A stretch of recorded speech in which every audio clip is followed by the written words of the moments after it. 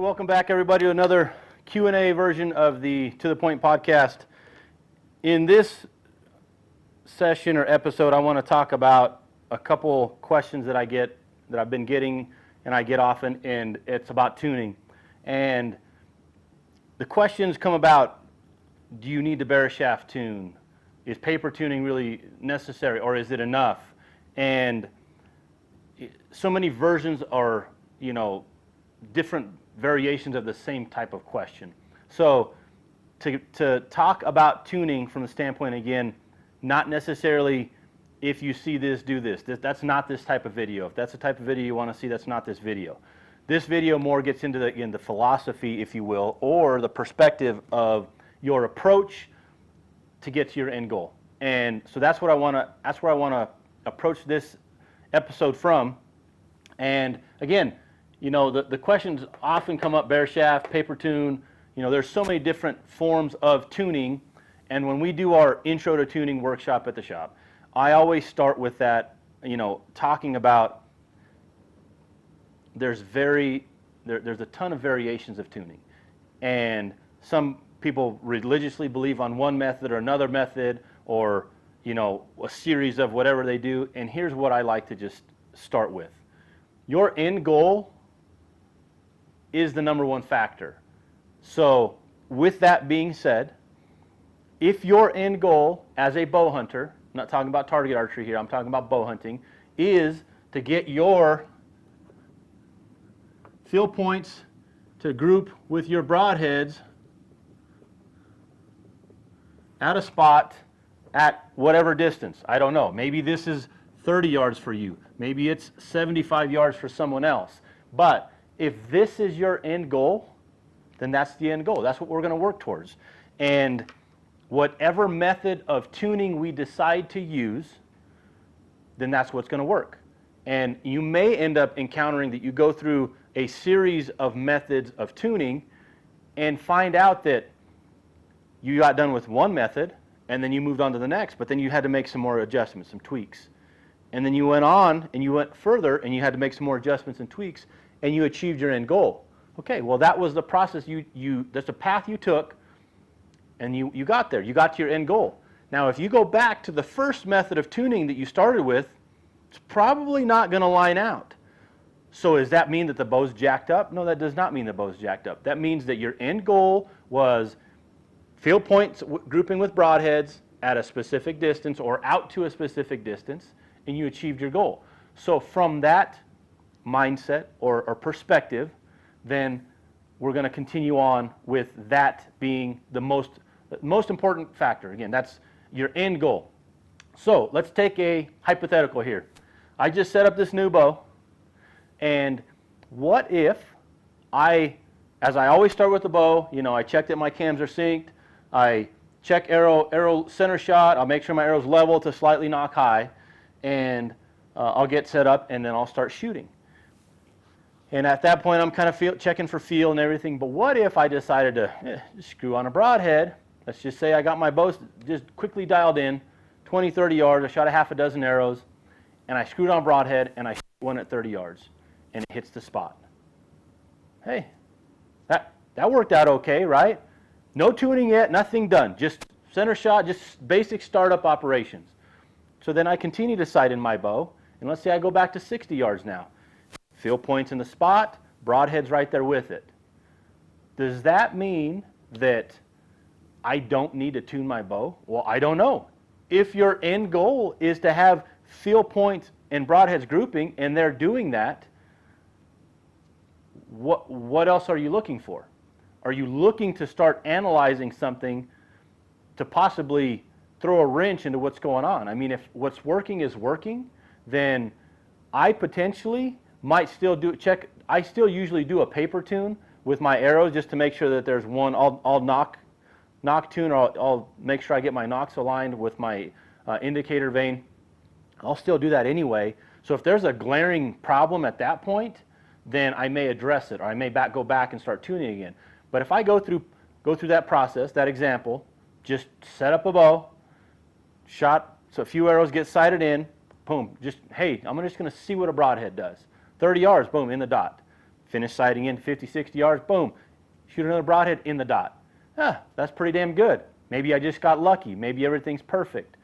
And then you go back and let's just say I use the same example where I'm taking the rest of my arrows and I'm shooting them all through paper and one at a time, and yeah, it looks like a pretty clean bullet hole. Everything looks good. I'm going to call it done, okay? Because at that point, if you start micro-analyzing something, then you could be opening a can of worms. Because I'm not saying that you shouldn't. I'm just saying if your end goal is to achieve what you've already achieved, then maybe that you're done. So if you're a tinkerer and someone like myself who I'll shoot 3 to 4 different broadheads out of different setups and just playing with stuff, seeing what I like, new equipment, new parts and pieces, if you will, seeing how the combination of different parts and pieces works out, then yeah, you're going to end up having to continue. That's going to be a fluid situation.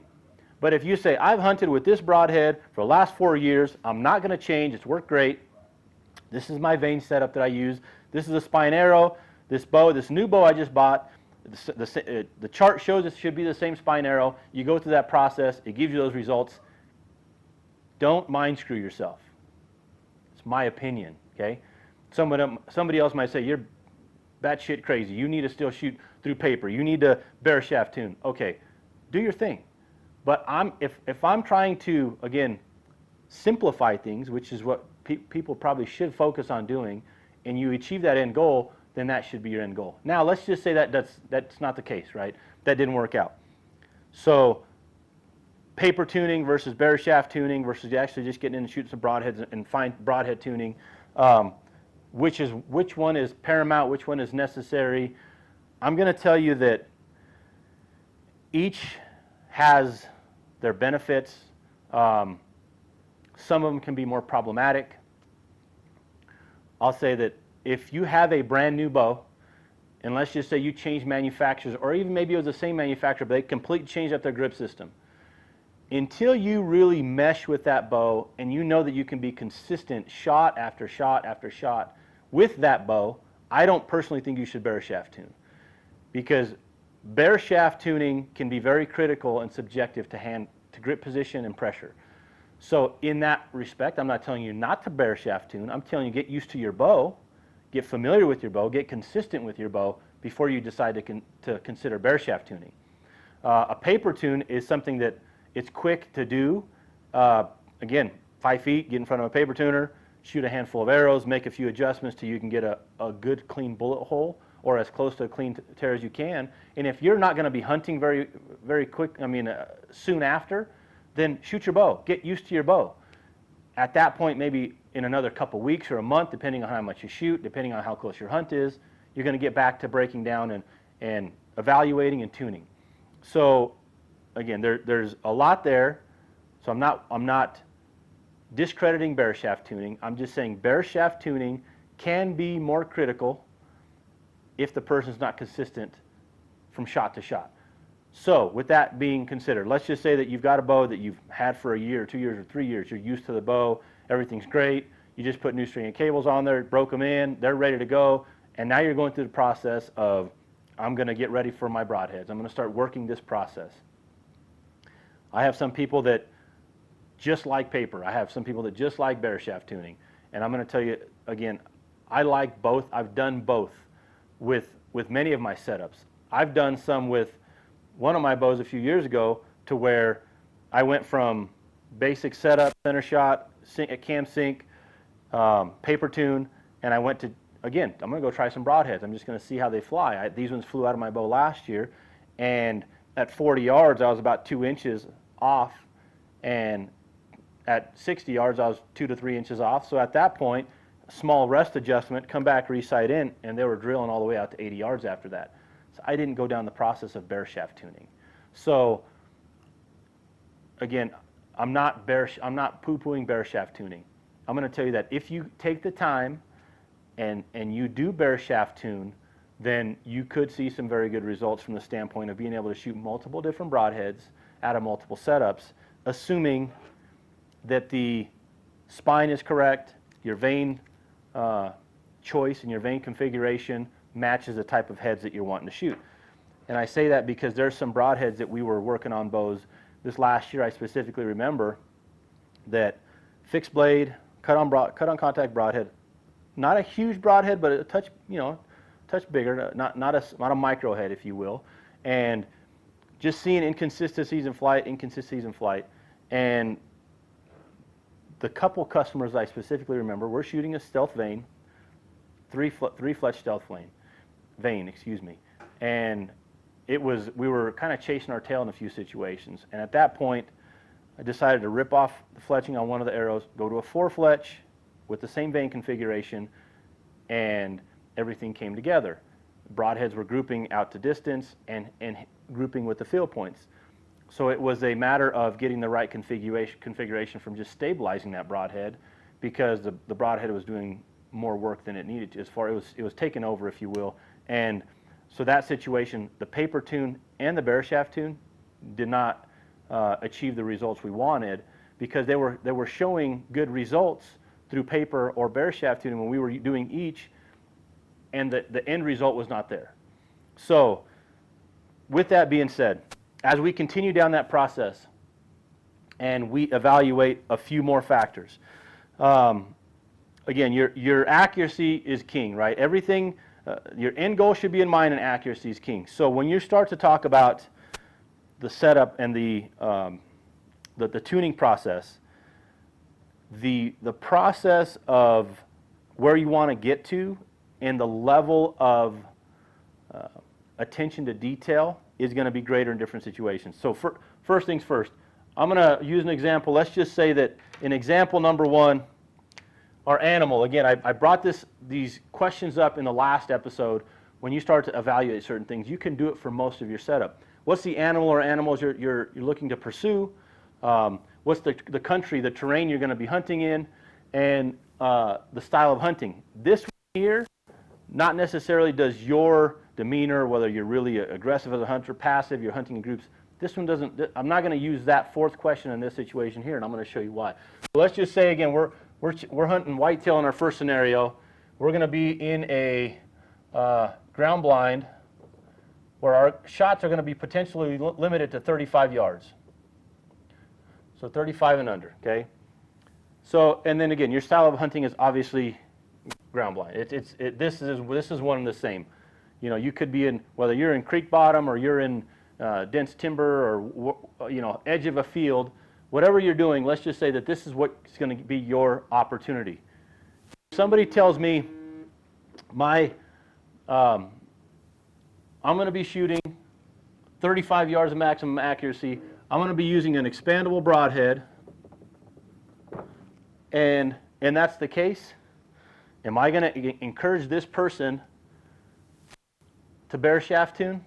Probably not. My suggested approach to them is going to be make sure that your bow's tuned well from a startup setup or your starting setup. Again, center shot, arrow level, possibly slightly knock high a touch, cams are in sync, paper tune, and then go to broadhead tuning, broadhead group tuning, and see how your arrows are grouping with your field points.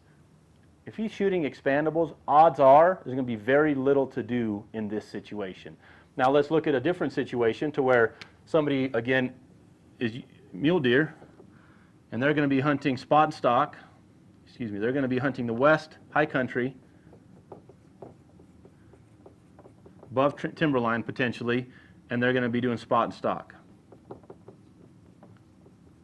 Okay, this situation, this shooter is going to be potentially looking to shoot out to 70 yards, maybe 70 plus yards, and potentially going to be in windy situations, windy conditions, and again, hunting from the ground where footing's going to be off, angles. There's a lot of moving parts with this type of hunt.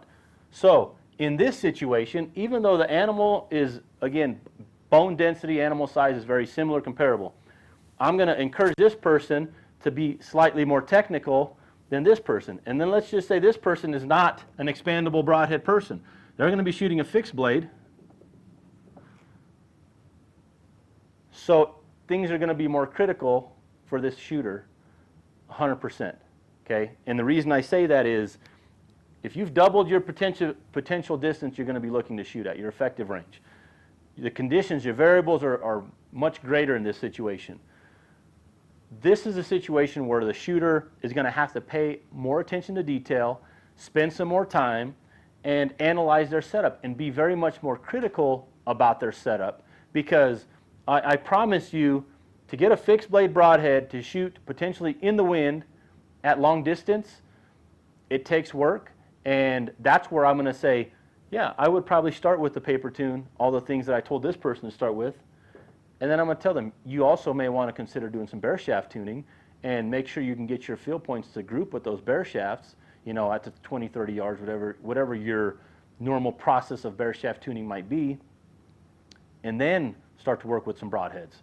I would encourage this person to look at a potentially smaller fixed blade broadhead because of crosswind situations. I would encourage this person to look at a potentially micro diameter arrow and start to tinker with the factor of using as small of a vane as possible that's going to do the job to steer his arrow for this specific situation, because there's so many moving parts here. So that tuning process is something that you really need to ask yourself a lot of questions. You need to be able to evaluate the entire process. You need to evaluate things like this. You know, it's not just, I'm going to get my field points and broadheads to group at 30 yards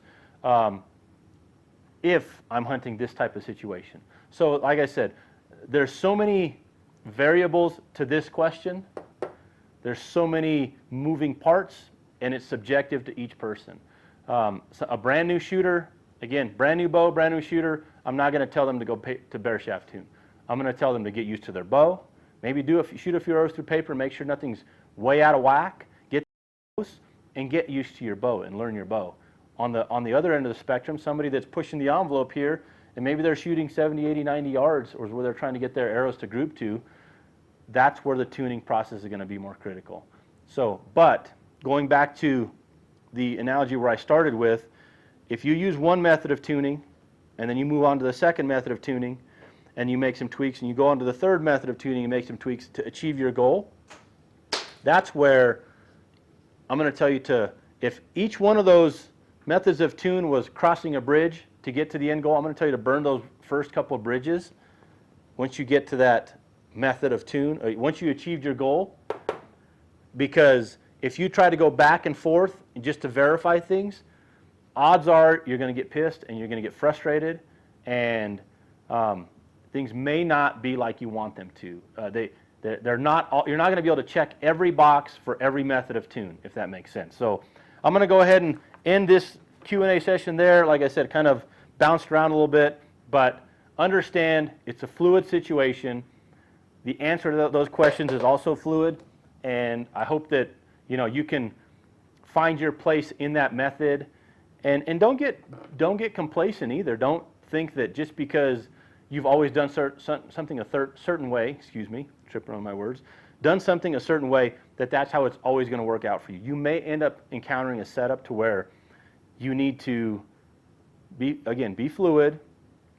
If you're changing components, you're changing bows, you're changing arrows, broadheads, sometimes you're going to have to continue to go take a couple steps back, break down that tuning process in multiple fashions to get to your end goal. So all tuning methods are valuable. Just depends on the situation. I hope I simplified that answer for you. Anyway, thanks for checking out another episode To The Point. Probably going to continue a little bit with the Q&A before we get into the next series of areas of focus, I'll say. And I do have some more guests coming on soon. So as always, subscribe. Hit the button on the subscribe and notification link on YouTube if you're watching on the video format. If it's through audio, Podbean, Stitcher. Again, hopefully soon we're going to be on the iTunes platform again.